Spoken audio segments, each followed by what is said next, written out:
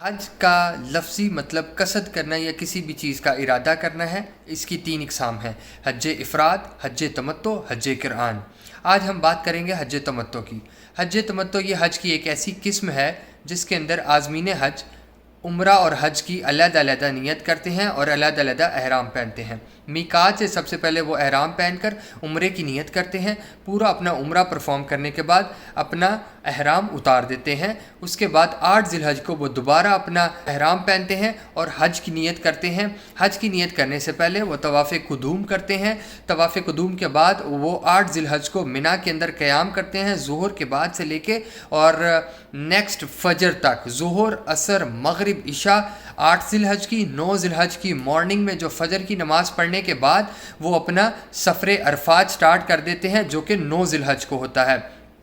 سفر عرفات کے اندر وہ ظہر کے بعد وہاں پر ہونا لازم ہے۔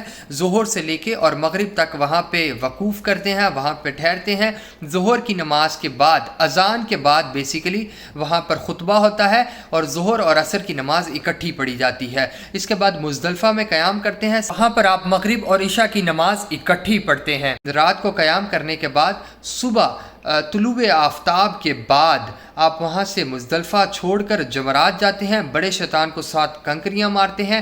اس کے بعد آپ اپنی کنکریاں مارنے کے بعد قربانی کرتے ہیں۔ اس کے بعد حلق یعنی بال کٹواتے ہیں۔ بال کٹوانے کے بعد آپ طواف زیارہ کرتے ہیں۔ طواف زیارہ کے ساتھ سعی کرنا لازمی ہے۔ اگر آپ نے طواف قدوم کے ساتھ سعی کر لی ہے تو یہاں پر کرنے کی ضرورت نہیں ہے۔ اس کے بعد پھر آپ 11 اور 12 ذی الحج کو منا کے اندر قیام کرتے ہیں۔ ظہر کی نماز کے بعد سے لے کے مغرب کی نماز سے پہلے پہلے تینوں شیطانوں کو کنکریاں مارتے ہیں، جس کی ترتیب کچھ یوں ہوتی ہے: پہلے شیطان کو، چھوٹے شیطان کو 7 کنکریاں، پھر درمیانے شیطان کو 7 کنکریاں، پھر بڑے شیطان کو 7 کنکریاں۔ اسی طرح آپ 12 ذی الحج کو بھی 7 کنکریاں مارتے ہیں تینوں شیطان کو، جو کہ ظہر کے بعد سے ٹائم اس کا شروع ہوتا ہے اور مغرب سے پہلے پہلے آپ کو مارنی ہوتی ہیں۔ اور مغرب سے پہلے اگر آپ مینا کے اندر موجود ہیں تو پھر آپ کو 13 کو بھی شیطانوں کو کنکریاں مارنی ہوں گی۔ مغرب سے پہلے نکل گئے ہیں تو پھر آپ مکہ میں جا کے طواف الوداع کریں گے۔ طواف الوداع کرنے کے بعد آپ 2 رکعت نماز نفل پڑھیں گے، جو کہ مقام ابراہیم کے پاس طواف کے پڑھنے ہوتے ہیں۔ اس کے بعد آپ کا حج کمپلیٹ ہوا۔ جزاک اللہ۔